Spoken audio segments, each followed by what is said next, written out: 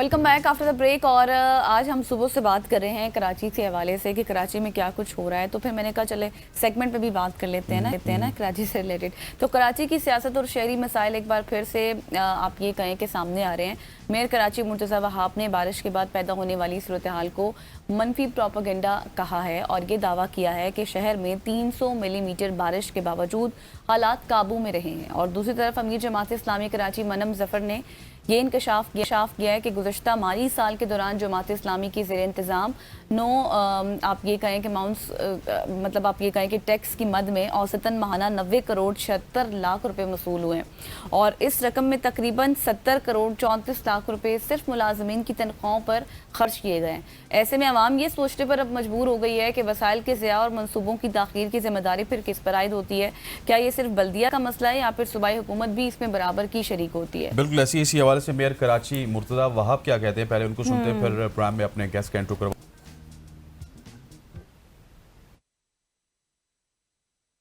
ऊपर होती है कि नाले साफ हुए जब ये पानी निकला। क्या कहें ना, कराची को आफत ज़्यादा डिक्लेयर करें।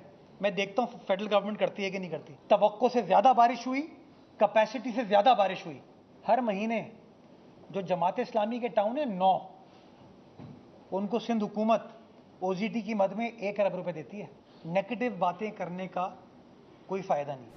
जी, तो ये मुर्तज़ा वहाब साहब को आपने सुन लिया। हमारे साथ एडवोकेट सैफुद्दीन साहब मौजूद है, जमात इस्लामी कराची के बड़े मुतहरिक रहनुमा हैं। Sir, thank you so much for joining us. Mayor Karachi को आपने सुन लिया, 9 टाउन्स को वो कहते हैं कि हम अरबों रुपए भी देते हैं। उसके अलावा वो कह रहे हैं कि ये जो दावा है ना कि कराची में 300 मिलीमीटर की बारिश हुई, उसके बावजूद भी हालात काबू में रहे, ये सिर्फ मनफी प्रोपेगेंडा किया जा रहा है। वो जो वीडियो सोशल मीडिया पे आ रही हैं या फिर आप लोग कुछ मनफी प्रोपेगेंडा कर रहे हैं, इसके अलावा तो कुछ भी नहीं है। रहमान रहीम, देखिए, बारिशें तो कराची में हमेशा होती आई हैं और इससे भी ज़्यादा बारिशें हुई हैं। अच्छा, ये भी बात सही है कि इससे भी ज़्यादा हालात ख़राब हुए हैं, लेकिन जब एक दफ़ा हालात ख़राब हो जाते हैं तो आइंदा जो हुकूमतें होती हैं वो इसका इंतज़ाम करती हैं कि आइंदा हालात ख़राब ना हो। अब कराची में इस दफ़ा जो बारिश हुई, एक तो 300 mm बारिश नहीं हुई, बारिश मैक्सिमम 200 mm हुई है, और वो भी 2-3 दिन की बारिश मिलाकर। एक दिन में जो मैक्सिमम बारिश हुई है वो 135 mm या इस तरीके से हुई है, और कराची के मुख्तलिफ जगहों पर मुख्तलिफ बारिश हुई है। देखिए, बात क्या है कि इसमें अगर अपनी नाअहली को छुपाकर आप बारिश को इल्ज़ाम दें या क्लाइमेटिक चेंजेस को इल्ज़ाम दें तो मेरे ख्याल में मुनासिब नहीं होगा। ये चीज़ ऐसी है कि आप इसमें आईने से अपना मुँह छुपाएं और फेस करने से डरें हालात को। मेरे ख्याल में मुर्तज़ा वहाब साहब को हालात को फेस करना चाहिए। जो तकलीफ लोगों को पहुँची है उसको देखना चाहिए।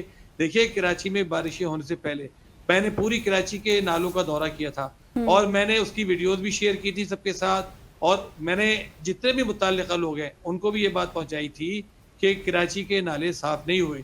ये कहते हैं कि हमने 2 साल के अंदर जो नाले साफ़ किए हैं, एक साल 40 करोड़ रुपए खर्च किए, अगले साल 60 करोड़ रुपए खर्च किए, ये 1 अरब रुपए हो गए। 1 अरब रुपए का मतलब है कि 35 लाख रुपए पर यूनियन कमेटी, और यूनियन कमेटी में सब में नाले हैं भी नहीं। तो अगर हम 35 लाख रुपए पर यूनियन कमेटी लगा लें और वो नालों की सफाई पे लगे, तो मैं कह रहा हूँ ये हैरानकुन है। मैं तो ये कहता हूँ, मैं यूनियन कमेटी का चेयरमैन भी हूँ, आप मुझे 10 लाख रुपए दे दीजिए, मैं नाले ऐसे साफ कर दूंगा कि उसमें आपको अपना चेहरा नजर आएगा।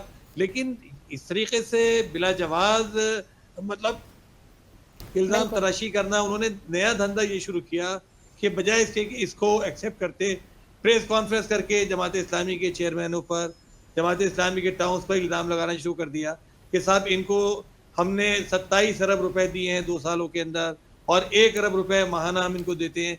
तो ये सारी की सारी चीज़ें थी। ये ज़ाहिर है कि वो एक दबाव के शिकार हैं, पार्टी के दबाव के शिकार हैं, ज़हनी तौर पर परेशान हैं, आवाम की जानिब से शदीद रद्द अमल है। इस पर उन्होंने सोचा कि मामले को ट्विस्ट किया जाए और एक नई चीज़ शुरू की जाए, एक नॉन इशू को इशू बनाया जाए, और उन्होंने ये कहकर एक बहस शुरू करवा दी। तो इस पर भी मैं बात करूंगा, लेकिन इस पर मैं फिलहाल अपनी बात को, इस मौजू को कंक्लूड कर रहा हूँ कि बारिशें अगर ये से नाले साफ करवा लेते, ये तमाम टाउन्स को लूप में लेते। इन्होंने कोई मीटिंग नहीं की, तमाम टाउन्स की, तमाम इदारों की कोई मीटिंग नहीं की। बारिश की कोई तैयारी नहीं की। इनका ख्याल ये एग्जैक्टली था आप कि ठीक जिस तरह कराची आप में दुरुस्त विलम्ब फरमा होता रहे है हैं कि कोई कि तैयारी ऐलान नहीं होता थी है और बारिश नहीं होती। बिल्कुल और वो आया मेट्रो है। डिपार्टमेंट लेकिन जमात इस्लामी कराची ने अपने ज़ेर इंतज़ाम नोट हाउस को मौसूल होने वाले ऑक्ट्राइज ज़िला टैक्स की तफसीलात भी जारी की हैं, जिसमें वो कह रहे हैं कि 90 करोड़ 76 लाख में से 70 करोड़ रुपए से ज़्यादा सिर्फ तनख्वाहों पर खर्च होने का ये इंकशाफ है, कहा जा रहा है। तो क्या ये फिर निज़ामी खराबी की निशानदेही करता है या क्या कहेंगे आप? देखिए, इसमें दो तीन चीजें हैं। पहली चीज तो ये समझ लें कि ये पैसे जो हैं ये OZT ऑक्ट्राइज जिला टैक्स के नाम से आते हैं। जी फेडरल गवर्नमेंट भेजती है सूबाई हुकूमत को। 1999 के अंदर जो ऑक्ट्राइज सिस्टम था वो खत्म किया गया था और तय ये किया था फेडरल गवर्नमेंट ने कि इसके अगेंस्ट हम आपको कंपनसेटरी फंड आपको देंगे। और वो कंपनसेटरी जो भी आपको फंड मिल रहे हैं वो भी कहाँ से, कि उस वक्त फेडरल गवर्नमेंट ने जो 12.5% जो GST लगा था उसको उन्होंने बढ़ाकर 15% कर दिया था और कहा था ये जो एक्सेस अमाउंट है 2.5% का, ये हम जो है फिर तमाम सूबों को देंगे। तो वो फंड आते हैं, हर साल आते हैं और वो फिर सूबा तकसीम कर देता है। तो यही कराची के अंदर भी होता है, सूबे के पास वो पैसे आते हैं, सूबा उसको एक ख़ास रेशो से तकसीम कर देता है। अच्छा, इस पर भी एक बात मैं इंपॉर्टेंट आपसे कहूँ कि इन्होंने प्रोविंशियल फाइनेंस कमीशन ना आज तक तश्कील दिया और ना उसका कोई अवार्ड है आज तक। तो जो भी तकसीम होती है ये इनकी मनमानी तकसीम होती है, चलिए होती है। तो वो OZT के नाम से जो फंड्स आते हैं वो टाउन्स को जाते हैं। वो जो OZT का नोटिफिकेशन होता है उसके ऊपर लिखा भी होता है कि ये फंड जो है ये तनख्वाहों के लिए हैं, ये पेंशन के लिए हैं, ये प्रोविडेंट फंड के लिए हैं, ये मेडिकल अलाउंसेस के लिए, इसके लिए होते हैं। तो ये फंड बाद जगह तो कुछ दिन पहले तक इतने कमा रहे थे कि टाउन जो अपने रिसोर्सेज से पैसे जमा करता था उन पैसों से तनख्वाहों की अदायगी करनी पड़ रही थी। अब जो पैसा OZT का आता है वो लमसम मुलाजिमों के ऊपर ही खर्च हो जाता है। जैसा कि जमात इस्लामी ने हिसाब पेश किया कि तमाम पैसे खर्च करने के बाद जो हमारे पास पैसे बचते हैं वो भी मेडिकल अलाउंसेस पर, पेंशन्स के ऊपर या दीगर चीज़ों पे चले जाते हैं। अभी सूबाई हुकूमत ने एक नया हुक्म जारी किया है कि जी 20% जो भी पैसे आपके पास आते हैं उसका अलग अकाउंट खोलें और वो पेंशन अकाउंट होगा। तो 20% पैसे मजीद ही वहाँ चले जाएंगे। कहने का मकसद ये है कि OZT के नाम से कोई तरक्याती फंड नहीं आता और ये सिंध के 45 टाउन्स को जाते हैं। ठीक हो गया सर, गॉट योर पॉइंट। मुझे ये बताइएगा कि हम काफ़ी अरसे से देखते आ रहे हैं कि पीपल्स पार्टी और जमात इस्लामी एक दूसरे पर वसाइल हड़पने और नाअहली के इल्ज़ाम तो लगाते हैं, लेकिन अब देखिए आवाम के साथ भी तो मजाक हो रहा है। आवाम किस पे एतमाद करें सर? देखिए, इल्ज़ाम की बात तो ये है ना कि एक के पास एक हाथ है जिसके पास पैसा है, जिसके पास वसाइल हैं, जिसके पास इख्तियारात हैं। अगर वो पैसा खर्च होता नज़र नहीं आएगा, अगर वो इख्तियारात इस्तेमाल होते नज़र नहीं आएंगे तो इल्ज़ाम तो उसी पे लगेगा ना। जिसका जो काम है आप उसी से मालूम करेंगे ना। सिंध हुकूमत पूरा बजट लेके बैठती है 3,500 अरब रुपए का, उसकी कहीं भी आपको यूटिलाइजेशन नज़र नहीं आती, उसके काम होते नज़र नहीं आते। KMC जो है वो तमाम इख्तियारात लेके बैठी हुई है और इस वक्त तो पीपल्स पार्टी की ज़ाहिर KMC है, पीपल्स पार्टी के मुर्तज़ा वहाब साहब हैं। देखिए, जब काम होते नज़र नहीं आएंगे, जब ये लोग तंग करेंगे, जमात इस्लामी और PTI जो हमारी इत्तेहादी हैं, हमारी 100 यूनियन कमेटीज़ हैं, आज तक 2 साल गुजरने के बावजूद एक पैसे का काम, एक पैसा मैं आपको कह रहा हूँ, एक पैसे का इन्होंने डेवलपमेंट का काम हमारे कहने पर नहीं कराया। तो क्या ये 100 यूनियन कमेटीज़ कराची का हिस्सा नहीं है? जब ये 100 यूनियन कमेटीज़ खराब नजर आएंगी, बर्बाद नजर आएंगी, तो कराची भी बर्बाद नजर आएगा। बाकी जो यूनियन कमेटीज हैं पीपल्स पार्टी के पास हैं, उनके अंदर भी लेकिन काम जिस तरह हो रहा है, इतनी करप्शन है, 80% पैसा करप्शन में ज़ाया हो रहा है। जो सड़कें बन जाती हैं, जहांगीर रोड 5वीं मरतबा बनी है, आप देखिए नाता खान का ब्रिज जो है 10वीं मरतबा इसकी मरम्मत हो रही है। तो मतलब कोई सेंस बनती है। शाहराह भुट्टो बनी, वो ख़राब हो गई। हब कैनाल का हम चीख के थक गए कि हब कैनाल सही नहीं बनी, हब कैनाल पूरी नहीं बनी, लेकिन ये नहीं मान रहे थे। इन्होंने बिलावल भुट्टो साहब से उसका इफ्तिताह करा दिया। आज वाटर बोर्ड का ऐलान जारी हुआ है आज कि जी हब कैनाल को शदीद नुकसान पहुंचा है जगह जगह से बारिशों से। आप मुझे बताइए, जो नहर बनी ही पानी को चलाने के लिए है, वो नहर बारिशों से उसमें नुकसान हो गया और कहा जी 100 MGD के बजाय उसमें 40 MGD पानी चल रहा है और 60 MGD पानी जो है कम हो गया है।